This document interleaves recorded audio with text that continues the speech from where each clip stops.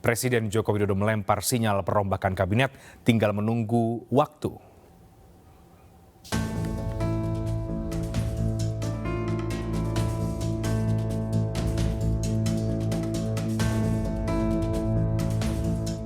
Pemanggilan sejumlah tokoh dan pejabat ke istana beberapa waktu lalu dinilai sebagai salah satu indikator reshuffle kabinet yang akan dilakukan Jokowi.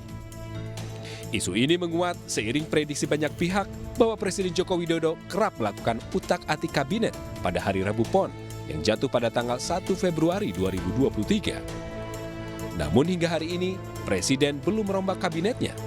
Nah, saya sudah katakan, dan itu sebenarnya di belakang layar sudah diakui juga oleh petinggi-petinggi Nasdem. Bahkan saya dapat informasi menteri-menteri Nasdem juga sudah dipanggil Jokowi, gitu. Bahkan juga yang lebih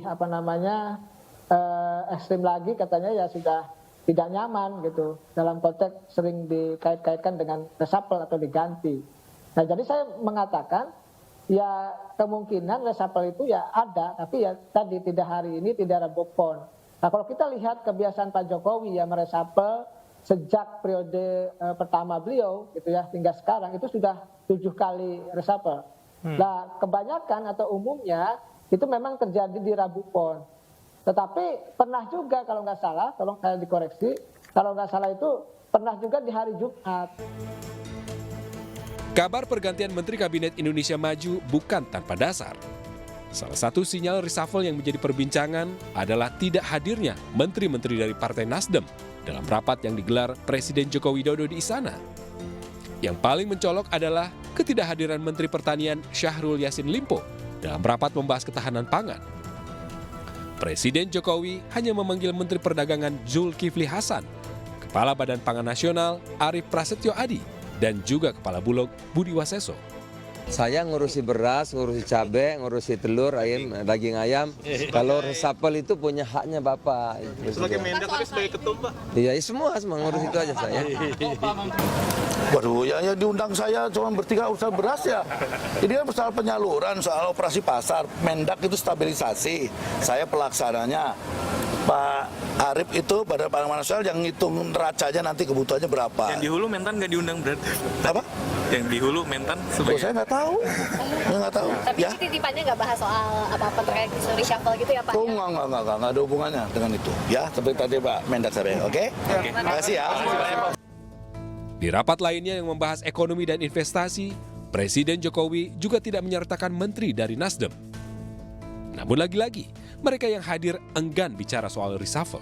Bahwa Presiden itu kan adalah komandan. Kami menteri ini adalah pembantu. Yang namanya pembantu pasti ada penilaian dari bosnya. Dan yang tahu menilai siapa nilai berapa itu hanya bos saja, Pak Presiden. Kami sesama sopir angkot nggak boleh saling mendahului dan nggak boleh saling menilai. Saya kan belum tentu juga bagus juga, masa saya harus menilai yang lain. Nggak tahu ada isu reshuffle. Masa? Ya, saya malah nggak tahu karena saya menterinya ngurus investasi, tiap hari mikirin investasi sampai isu-isu itu saya nggak dengar ya. Politik nanti aja, tunggu hari Rabu. Hari Rabu Pak. Berapa ada Pak? Setiap hari Rabu ditungguin. Ya, terima kasih. Ini dibahas nggak Pak di dalam? Rabu pagi ada agenda nggak Pak di sini? Rabu pagi, besok pagi? Belum tahu. Belum tahu Pak. Dimaksud lagi yang Rabu nanti maksudnya apa Pak? Tungguin tiap hari Rabu maksudnya. Presiden Jokowi juga kerap melempar sinyal bahwa reshuffle tinggal menunggu waktu. Kemarin, tadi malam sudah saya sampaikan, masa saya ulang lagi. Yang jelas hari ini adalah Rabu Pon. Beberapa pertemuan Presiden Joko Widodo dengan sejumlah tokoh di istana sejak awal Januari lalu juga disebut-sebut merupakan sinyal kuat perombakan kabinet. Di antaranya adalah Ketua Umum P3 Mardiono, Ketua Umum Partai Gerindra Prabowo Subianto, politikus PDI Perjuangan Budiman Sujatmiko, Ketua Umum Partai Nasdem Surya Paloh, dan yang terbaru adalah Ketua Umum Pimpinan Pusat Pemuda Muhammadiyah Sunanto. Meskipun tidak satupun dari mereka mengakui membahas isu perombakan kabinet. Dari Jakarta, Tim Liputan iNews melaporkan. Kejaksaan Agung memastikan bahwa Menkominfo Johnny G. Plate adalah kuasa pemegang anggaran dalam proyek pembangunan infrastruktur BTS 4G Bakti Kemenkominfo. Sebanyak 4 tersangka telah ditetapkan dalam dugaan korupsi terkait dengan proyek ini.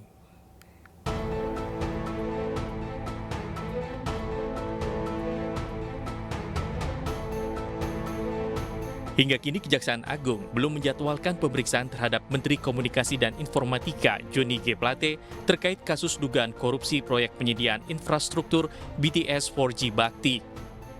Meski demikian, Kejagung memastikan bahwa Johnny Plate adalah kuasa pengguna anggaran atau KPA dalam proyek tersebut.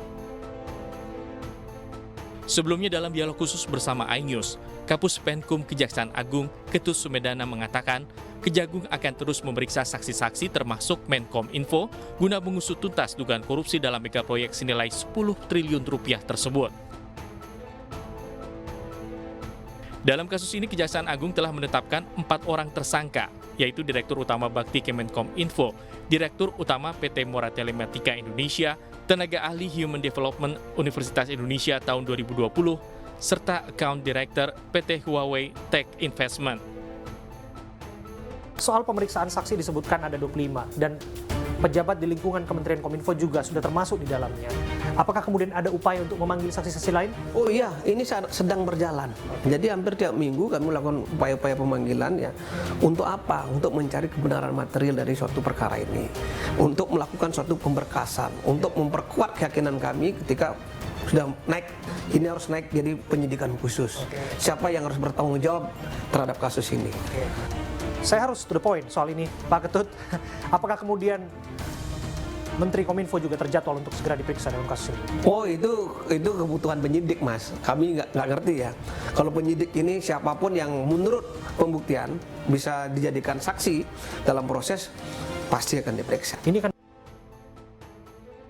Base Transceiver Station atau BTS merupakan stasiun pemancar penghubung jaringan telekomunikasi seluler dengan alat komunikasi.